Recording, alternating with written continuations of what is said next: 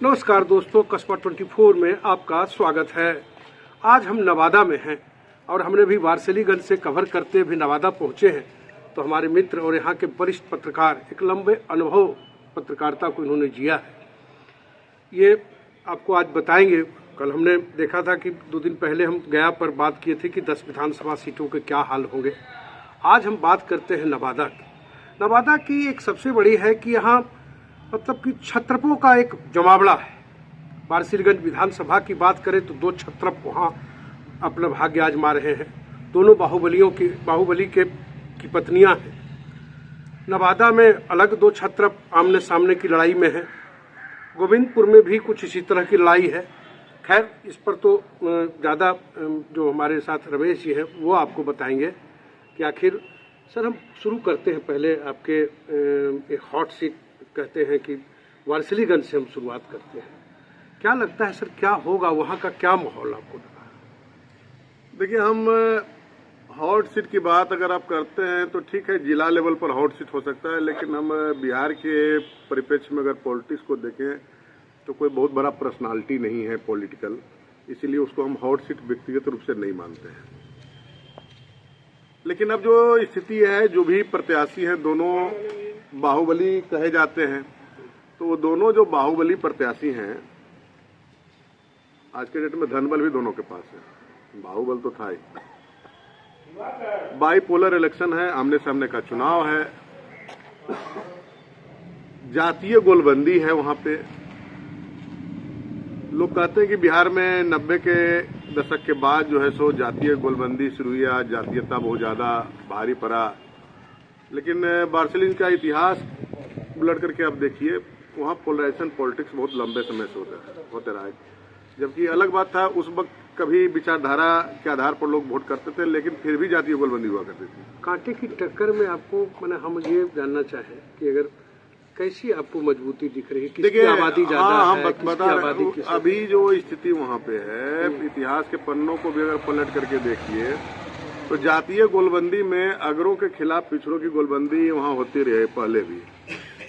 लेकिन यह भी इतिहास का पन्ना पलटने पर पता चलता है कि अगर अगरे की गोलबंदी सचमुच में मजबूती के साथ हो गई तो उसे पराजित करना मुश्किल होता है।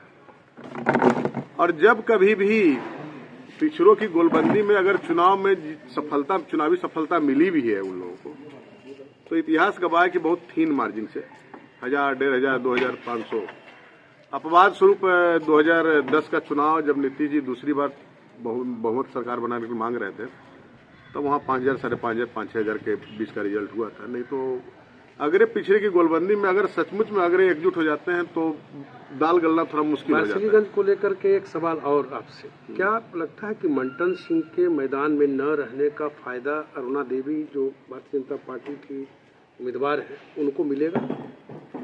ये निश्चित तौर पे मिलना चाहिए और मिल ही गया होगा, क्योंकि अब तो मतदान 3 बजने को है। 3 घंटे और मतदान होगा वारसिलीगंज में। अधिकांश लोग वोट कर ही चुके होंगे।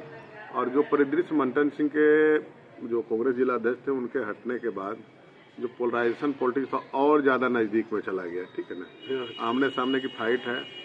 और एक बात हम आपको बताना चाहेंगे, एक फायदा और है, क्षमता अगर बीजेपी का प्रत्याशी का मैनेजमेंट अगर सही होगा तो नीतीश कुमार और नरेंद्र मोदी का एक अलग से, मतलब वो क्या बोलते हैं उसको, चंक वोटर होते हैं। चंक वोटर नहीं, वो उसको लाभार्थी वोटर, उसका नाम दिया गया, लाभार्थी वोटर। चाहे वो 10,000 वाला मामला हो, या 1100 पेंशन वाला मामला हो, या फ्री बिजली वाला मामला हो, या पहले फ्री राशन चल रहा था, तो उसका लाभार्थी वर्ग जो है सो इधर उधर हुआ नहीं है। हम नवादा जिले के अन्य विधानसभा क्षेत्र में भी हम घूमे हैं। आज मतदान का दिन है। थोड़ा नवादा पर हम फोकस कीजिए। यहाँ भी तो 2 छत्रप एक तरह से कहें, कौशल यादव, कभी वो इधर आए तो ये उधर चले गए, वो उधर आए तो इधर चले गए।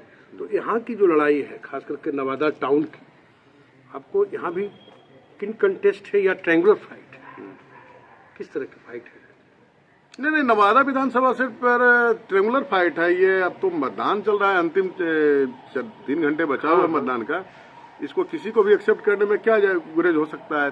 ट्रायंगुलर फाइट है नवादा में। बिल्कुल ट्रायंगुलर फाइट है। किनके, मतलब कि जनसुराज और किनके बीच में? जनसुराज तीनों के बीच में, अच्छा अच्छा, तीनों। लेकिन हमको जो घूम करके आए हैं, क्योंकि जब तक ये वीडियो पब्लिश होगा तब तक समझिए वोटिंग समाप्त हो गया होगा। हाँ ठीक है। लेकिन हमें जो लगता है कि ये जो लाभार्थी वोट बैंक की बात कर रहे थे, वो लाभार्थी वोट बैंक ने गुल खिलाया है।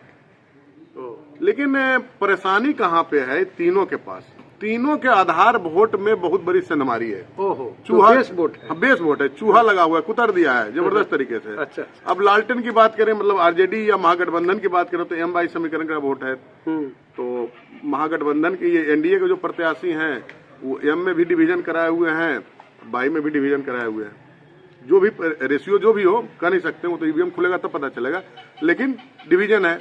अब एनडीए के प्रत्याशी की बात करें, जो राजवल्लभ यादव की धर्मपत्नी विभा देवी हैं, तो उनका जो बड़ा कुनबा है, मतलब अग्री जाति का, उसमें जनसुराज की सेंधमारी है। अच्छा अच्छा, तो सब एक दूसरे के मामलों को फंसा दिया है। ओहो, वैसे हम एक ही चीज पे थोड़ा सा एज हम एनडीए को दे सकते हैं नवादा विधानसभा में, कि वो एज ये है कि वो लाभार्थी वोट बैंक जो है उसने गुल खिलाया है सब जगह। 1100 वाला मामला हो, तो ये हम मान के चले कि ये 3 ट्रायंगुलर फाइट है नवादा विधानसभा ट्रायंगुलर फाइट में तीनों एक दूसरे के वोट में सेंधमारी कर रहे हैं। बिल्कुल बिल्कुल, एम बाई समीकरण तक में सेंधमारी। जनसुराज का तो अपना कोई वोट बैंक है नहीं भाई, वो तो पहली बार चुनाव मैदान में नहीं, हम ये कह रहे हैं, लेकिन जो परंपरागत जो एनडीए और महागठबंधन की जो बात होती है, तो उसके वोट बैंक में एक दूसरे ने सेंधमारी किया है। लेकिन एम बाई समीकरण को कैसे कोई तोड़ सकता है? राष्ट्रीय जनता दल से कौशल यादव है। हाँ, इसके पीछे फैक्टर, बहुत सारा फैक्टर है। सबसे बड़ा फैक्टर तो ये है कि ओवैसी की पार्टी भी नवादा से कैंडिडेट है। राजद के सिटिंग एमएलए मोहम्मद कामरान का गोविंदपुर से टिकट काटना भी एक बड़ा फैक्टर बना हुआ है। ये जो पूरे प्रदेश लेवल पर जो मसला आ रहा है कि 18% वाले को 18 सीट और 1.5% वाले को डिप्टी सीएम और 15 सीट 18 सीट, ये सब बातें भी हैं कहीं न कहीं। देखिए, एक बात समझिए, आप तो सीनियर जर्नलिस्ट आप हैं, पूरे बिहार को आपने कवर किया है लंबे समय तक। आज के डेट में गिव एंड टेक वाली स्थिति बहुत ज्यादा हो गई। बिल्कुल बिल्कुल, आप अगर हिस्सेदारी दे रहे हैं तो अब देखिए ना, बहुत सारे विधानसभा में गुल खिल रहा है, कहीं केतली छाप, कहीं छरी छाप, कहीं पतंग छाप। तो ये सब क्या है? ये सब यही चीज है भाई, मुकेश सहनी का एडजस्टमेंट हो सकता है। मतलब ये मान के चले कि ये ट्रायंगुलर फाइट में फंसा, सब एक दूसरे के वोटों में सेंधमारी कर रहे हैं। ये अपने आप एक नई बात कर सकते हैं चुनाव। बिल्कुल, जनसुराज के पास तो जो वोट होगा वो तो काउंट होने के बाद पता चलेगा, उसका बिल्कुल नया वोट बैंक सामने आएगा ना। बिल्कुल बिल्कुल, अभी तक तो उसका चूंकि इलेक्टोरल पॉलिटिक्स में जनसुराज था नहीं। चलिए अब चलते हैं थोड़ा हिसुआ। हिसुआ में भाई फिर वहाँ भी एक आदित्य सिंह की बहू चुनाव, नीतू सिंह चुनाव लड़ रही है कांग्रेस के टिकट पर। पिछला चुनाव उन्होंने हरा दिया था अनिल सिंह को, और इस बार भारतीय जनता पार्टी ने अनिल सिंह को टिकट दिया, फिर उन्हें उम्मीदवार हैं। क्या लगता है सर, वहाँ आमने सामने की तो लड़ाई है? बाई पोलर चुनाव है, वहाँ पर भी आमने सामने के, लेकिन कुछ कुछ इलाके में कुछ कुछ फैक्टर किसी को नुकसान पहुँचा रहा है, किसी को फायदा पहुँचा रहा है। अब जैसे वहाँ जनसुराज के प्रत्याशी हैं, कुशवाहा बिरादरी से आते हैं, मतलब दांगी, जिनको कि अति पिछड़ा वर्ग में शामिल किया गया है बाद के दिनों में, तो दांगी खड़ा है। हाँ, दांगी कैंडिडेट हैं। ऐसे दांगी परंपरागत नीतीश कुमार के वोटर माने जाते हैं। अच्छा अच्छा, लेकिन आलम है कि अब जब जातीय आधार पर कुछ न कुछ क्या होता है कुछ तो एंटी इनकम्बेंसी नीतू सिंह को झेलना पड़ रहा है? नीतू सिंह के मामले में एंटी इनकम्बेंसी था। 5 साल में सत्ता में जो रही तो उसके खिलाफ नकारात्मक स्थिति थी। और सबसे बड़ी बात है कि नीतू देवी के मतलब कांग्रेस का जो वोट बैंक है, जो पिछली बार जो वोटिंग ट्रेंड था, उसमें जिस वर्ग ने भी वोट किया था, उसमें हर वर्ग में कुछ न कुछ क्षरण हुआ है उसके वोट में। और यही कहीं न कहीं नीतू देवी कहिए, कांग्रेस कहिए, महागठबंधन कैंडिडेट कहिए, उसके लिए कमजोर करी साबित हो रहा है। जितना वोट बैंक पिछले बार था, जिस भी जातीय समूह का, सब में कुछ न कुछ क्षरण हुआ है। अच्छा, तो समझ गए कि चलिए यहाँ तो आमने सामने ही एक तरह से लड़ाई है। हाँ, आमने सामने की अब हम चले जरा सा एज बीजेपी के पक्ष में जा रहा है। गोविंदपुर का मुकाबला बड़ा दिलचस्प हो गया है। गोविंदपुर विधानसभा कहते हैं कि एक तरफ से कौशल यादव नवादा से जीते थे, गोविंदपुर से उनकी पत्नी पूर्णिमा देवी रही है। फिलहाल दोनों ने पाला बदल लिया है, दोनों राजद के कैंडिडेट हैं। वहाँ का क्या माहौल है? वहाँ भी कह रहे हैं कि लोग ट्रायंगल फाइट है। ट्रायंगुलर फाइट नहीं है, गला काट लड़ाई है। अच्छा, वहाँ भी जिस मोहम्मद कामरान का टिकट काटा गया, आज वो मोहम्मद कामरान बहुत जबरदस्त फाइट में है, बहुत महामुकाबला बना दिया तो वही उस विधानसभा सीट का। तो और परिणाम कुछ भी हो सकता है। और ये क्या बड़ा दिलचस्प, अगर सही में नवादा की किसी सीट को हॉट मानते हैं तो मेरी समझ से गोविंदपुरी है। गोविंदपुर है, क्योंकि ये जिस तरीके से बगावत हुआ, मतलब तेजस्वी यादव के कोर टीम के मेंबर मोहम्मद कामरान, विधायक, पार्टी के ट्रेजरर, और उस आदमी का अंतिम समय टिकट काटा गया, और वो आदमी टिकट काटने के बाद उसने नॉमिनेशन किया, और आज तक न तो उसने पार्टी लाइन के खिलाफ कोई बात किया है, न तेजस्वी के खिलाफ बोला, न लालू के खिलाफ बोला, और न तो तेजस्वी जी की जो जनसभा हुई नवादा में उसके खिलाफ बोला। वहाँ यादव का वोट तो नहीं ले पाएंगे कामरान, कुछ भी कर लें। आखिर कौशल यादव देखिए, एक चीज बताइए, कोई वोट किसी की जागीर नहीं होती है, आप भी समझते हैं इस बात को। वहाँ अगर एक लंबे 45 साल के हिस्ट्री में अगर कौशल जी और उनके परिवार ने राजनीति किया या कहिए नेतृत्व किया उस विधानसभा का, तो ऐसा नहीं कि सबको संतुष्ट करके रख पाए। सही बात है। तो जो लोग उनसे नाराज, दुखी, प्रताड़ित, जिस शब्द का इस्तेमाल कीजिए, उनके लिए पहला विकल्प जो मोहम्मद कामरान है, क्योंकि उसी कुनबे का पॉलिटिक्स पिछले 5 साल के दौरान। ये प्रत्याशी जो वहाँ है विनीता मेहता, वो शायद उनकी अनिल मेहता जो भाजपा के जिलाध्यक्ष की पत्नी है, लोजपा कैंडिडेट। हाँ, उनका क्या लगता है कि इस बार उनको इसका फायदा मिलेगा क्या कामरान के खड़े होने से? और जो पूर्णिमा देवी जो कौशल यादव की पत्नी है, जो राजद उम्मीदवार है, तो अगर वोटों का डिवीजन होता है तो आपको लगता है कि इसका फायदा नहीं, आपको लगता है कि विनीता मेहता को मिल सकता है? विनीता मेहता को फायदा मिल रहा है। एक तो अपने बिरादरी का वोट उसके पास है, प्लस एनडीए का उस बिरादरी का सेकंड वोटर माना जाता है। अच्छा। तो कुशवाहा बिरादरी का अच्छा खासा वोट है। कुशवाहा बिरादरी के 2 बार एमएलए भी वहाँ, 3 दफे एमएलए भी रहे वहाँ से, भक्तू महतो और अमृत महतो। और कुशवाहा ये चीज मान के चलता है कि नवादा विधायक जिले में अगर कोई भी एक सीट कुशवाहा के लिए सफिशियंट है चुनाव लड़ने के लिए, तो पहली प्राथमिकता वो गोविंदपुर सीट ही होता है। अलग बात है राजनीतिक परिस्थितियां बनी न बनी, इस कारण से बहुत लंबे समय से जो है बिहार जाति के लोग एनडीए को ही वोट करेंगे। लेकिन वहाँ पर है क्या ना कि अब गोविंदपुर विधानसभा में कुछ जो मजबूत जातियां हैं, जैसे कुशवाहा, पूर्णिमा यादव की जाति यादव, उसके बाद कामरान की जाति, मुस्लिम, इन सब के अलावा भी एक बहुत बड़ा वोट बैंक है वहाँ, जो कि छोटी छोटी जातियों का है, कमजोर जातियों का। भूमिहार जाति का भी वोट है। तो इन सारी जातियों का जो वोट है वो कहाँ जाता है, ये बहुत मायने रखता है, बहुत मायने रखता है, समझ गए ना। तो वो वोट बैंक करीब 1,40,000 के आसपास है, 1.5 लाख के आसपास करीब है।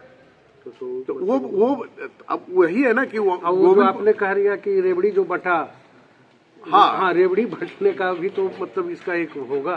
तो वही बात तो कर रहे हैं ना कि वो जो 1.5 लाख वोट है वो कहाँ गया। वो ज्यादा वोट बटने का गुंजाइश वहाँ है एनडीए कैंडिडेट या मोहम्मद कामरान, क्योंकि मोहम्मद कामरान का 5 साल का जो एज ए विधायक जो कार्यकाल रहा, वो माइंड टू माइंड बहुत ज्यादा कनेक्ट किया वो आम पब्लिक से, और काम के मामले में भी कहा जाता है पब्लिक कोई शिकायत करती नहीं थी। चलिए, अब तो एक और लास्ट विधानसभा बचा हुआ है, रजौली सुरक्षित विधानसभा में इस बार क्या लगता है कि आर पार की लड़ाई है कि कहीं वहाँ भी कुछ ट्रायंगुलर फाइट के आसार है? नहीं, रजौली में हमें कोई ट्रायंगुलर फाइट की स्थिति नहीं है, आमने सामने की लड़ाई है। एनडीए कैंडिडेट जो लोजपा आर के हैं, विमल राजवंशी, और राष्ट्रीय जनता दल महागठबंधन प्रत्याशी पिंकी भारती, इन दोनों के बीच में है, और आमने सामने की लड़ाई है। बहुत क्लोज, बहुत टफ फाइटिंग होता है वहाँ, और बहुत कम वोटों से, मतलब समझिए कि एवरेज की 10,000 के से नीचे वोट। तो मैं देखा अक्सर कि कभी राजद जीतता है, कभी बीजेपी कैंडिडेट जीतता है, कभी राजद। अभी तक तो हम ज्यादातर यही सीन देखते रहे। तो इस बार लगता है कि मतलब जो एज मिलता दिख रहा है एनडीए को, क्या आपको? लोजपा, देखिए परिस्थिति ऐसी बनी कि प्रत्याशी तो जो कार्यकर्ता जो हैं उम्मीदवार, वो बेसिकली बीजेपी के लीडर हैं। लोजपा का टिकट मिलने के पहले तक वो भारतीय जनता पार्टी के नवादा जिला अध्यक्ष के अनुसूचित जाति मोर्चा के जिला अध्यक्ष थे, और विसूत्री के सदस्य थे भाजपा कोटे से। सीट लोजपा आर के खाते में गई। लोजपा का कोई जनाधार संगठन था नहीं, तो बीजेपी के ही कैंडिडेट आयातित हुए वहाँ, तो उनको लोग बीजेपी का ही प्रत्याशी मान करके जो भी समर्थन है मिल रहा है। है क्या कि पिछले 10 साल से राष्ट्रीय जनता दल के एमएलए वहाँ थे, तो कुछ एंटी इनकम्बेंसी, लेकिन जिनके नाम पर एंटी इनकम्बेंसी थी उस कैंडिडेट को ही बदल दिया। आज के डेट में प्रकाश भी कैंडिडेट तेज प्रताप यादव की पार्टी के कैंडिडेट बने हुए हैं, जो सिटिंग एमएलए थे राष्ट्रीय जनता दल के, उन्हें टिकट नहीं दिया पार्टी। लड़ाई है, मजबूत लड़ाई है, लेकिन एज हमें वहाँ भी लग रहा है कि एनडीए प्रत्याशी के पक्ष में, क्योंकि पिछली दफा एनडीए वोट बैंक में बहुत बड़ा डिवीजन हुआ था, 2-3 खेमों में बहुत ज्यादा वोट बटा था वहाँ पे। इस बार वो स्थिति नहीं है, उनके वोटर कार्यकर्ता इंटरेक्ट हैं। पिछली बार कैंडिडेट जो कन्हैया रजवार थे उनका भी विरोध था, इसलिए एक निर्दलीय प्रत्याशी ने बहुत सारा सेहत बिगाड़ा था वहाँ एनडीए का। बहुत बहुत धन्यवाद रमेश जी आपका। और ये इस बार के रमेश जी से चर्चा के बाद एक बात तो स्पष्ट हो गया कि पिछला जो 2020 का विधानसभा चुनाव एनडीए के लिए तो बिल्कुल जैसे नवादा जिला एक तरह से कहे कि ऐसी रेगिस्तान टाइप हो गया था। 5 में से मात्र 1 सीट ही एनडीए जीत पाई थी। इस बार 4 सीट में जो इस तरह का माहौल दिख रहा है, जो आधार वोट से जिस तरह से वोटों का समीकरण बिखराव, जैसे हम रमेश जी से जो चर्चा हुई उसमें अगर एनडीए को एज मिलता देख रहा है तो ये बात सत्य है कि पिछला जो खोया हुआ था, 2 सीट खो दी थी एनडीए ने, वो इस बार लगता है कि उसको लपकने की जुगत में है और कमबैक करने की स्थिति में है। बहरहाल आज के लिए बस इतना ही। मिलेंगे फिर अगली कड़ी में कस्बा 24 के लिए। मृत्युंजय कुमार।